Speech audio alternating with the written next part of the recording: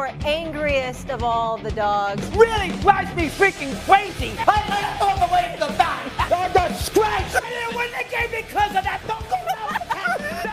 Jayden, let me finish. What's the matter with the jam? That is absurd. We didn't know about the steroids. You didn't know about it. Now, no, what? For crying out loud, play better football. That drove me nuts.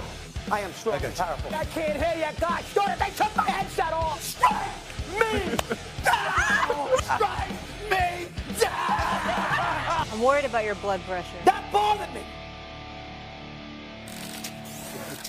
What I'm sad about is the fact that Doggy's actually sitting down right now for our favorite segment of the week. So go ahead. Find a way to get angry and animated over there, Mad Dog. What's making you mad this week?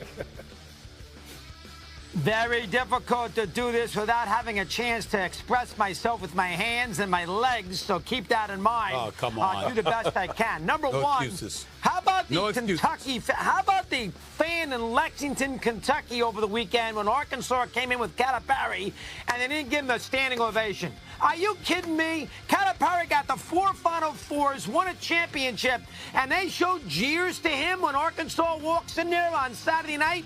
I mean, this is ridiculous. This guy did a hell of a job. Why? Because he lost to Oakland and St. Peter's, who got all the way to a conference regional final, and we're going to give Calipari a hard time. You know, how many championships did Adolph Rupp win from 1958 on? 0. How many championships did Joe B. Hall win? 1. How many championships did Petito win? 1. Here's a guy that won 1 title himself and Final Fours constantly. He did a hell of a job coaching that team. You know, those Kentucky fans, that is a joke. That tells you that is sports unsophistication at the highest level. Not only that, they wanted him out. All right, so they got him out. He's somewhere else, and he comes back in. You can't reward him with an ovation. That tells you that is an unsophisticated sports fan sitting in that Rupp Arena on Saturday night. That the guy that helped you restore the program and won gets booed and jeered. Couldn't believe it. That is number one. Let me hear. Well, listen, the last 6 seasons of his career at Kentucky, he didn't even get to the Sweet 16. He's a great coach, and I get that part. But here's the part to also recognize, Doggy. I get what you're saying because he won 77% of his games as a head coach there at Kentucky over the course of his career, and he should be applauded. But if you're the enemy, you're the enemy. You're in enemy territory now. I mean, you came in there, the visitor, and you did whip their butt and you sent them home. But even before then, you were coming in there with that intent.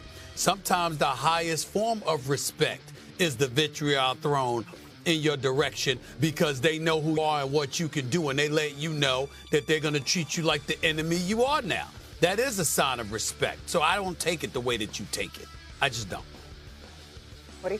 Yeah, listen, being that this is my first time with Doggy right here doing this whole segment, I'm kind of disappointed because I'm not seeing the energy and the animation that when I watch this segment on TV that I'm accustomed to. So I'm disappointed in that. And also, can someone fix Doggy's tie right there? Like, can we get that? I know Stephen A. would always address me with my tie. Can we fix the tie? I need that. I need that in the segment. Not till after the segment because he's getting worked up. Also, though, Cal, who I love, did go to a team that's in the same conference. There's also that. So if he maybe went outside the SEC, it might be a different story. All right, what's next, Doggy? Well, Arkansas is 0-6 in the SEC. Anyway, I'll see if I can be more animated on this. How about what Goodell said in his press conference with the media on a couple days ago? And now Scott Green, the head of the NFL officials, the union pres, basically saying that anybody who thinks there's a conspiracy with the Chiefs and penalty calls and everything else doesn't know they're, fanning from their elbow.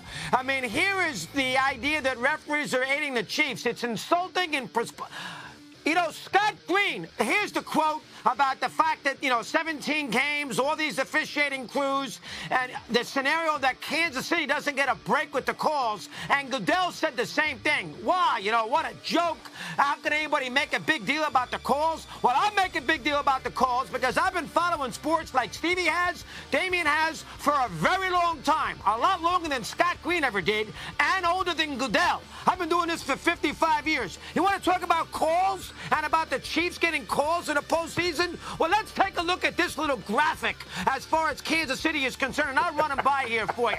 I don't know. Let me get my glasses on so I can see what the heck. I can't see it from this far. Bottom line is, Kansas City, in their last 9 playoff games, do you know there have been 11 unsportsmanlike conduct penalties called on Kansas City compared to the on the opponent, and only 2 on Kansas City? Did you know the total penalties in their last 9 playoff games are 66 against the opponent and 36 against Kansas City? Did you know that defensive pass interference or holding penalties 11-1? Did you know that their last 11 playoff games, 10 of the 11 times, the opponent has had more penalty yards than the Chiefs? For crying out loud. And you're going to sit there and tell me that the Chiefs, I'm not saying it's a conspiracy, but if you're Scott Green and you're Goodell, you're going to sit there and tell me that we look at this equally? How could you say that? Look at these. I mean, we can go show these all night with these penalties against Houston, the unsportsmanlike conducts, the late hits. That one is a disgrace in which they called, which set Kansas City up for a field goal. And here is the one. I mean, it's ridiculous, the amount of calls that can't. 66 to 36, okay? 11 personal fouls to 2. 11 defensive penalties in the secondary to 1. And you're going to sit there as Scott Green and Goodell and tell me, well, you know, it's got nothing to do with it. Come on. Jordan got calls. LeBron gets calls. Gretzky got calls. Barry Bonds got strike zone calls. Randy Johnson got the benefit of the doubt. Greg Maddox got the winner. All great players and teams get breaks. And for Green and for Goodell to sit there and not acknowledge that is a complete, utter disgrace. We're not stupid. Sports fans are smart. They're sophisticated. I can tell you chapter and verse of how Kansas City has gotten every break known to man. Now, they're a great team, and Mahomes is great, but 66 to 36, 11 to 1 in sportsmanlike conduct penalties, that says it all. It's embarrassing what Green and Goodell did this week. That's number 2. Well, first of all, a couple of things. Number one, let me tell you what is stupid.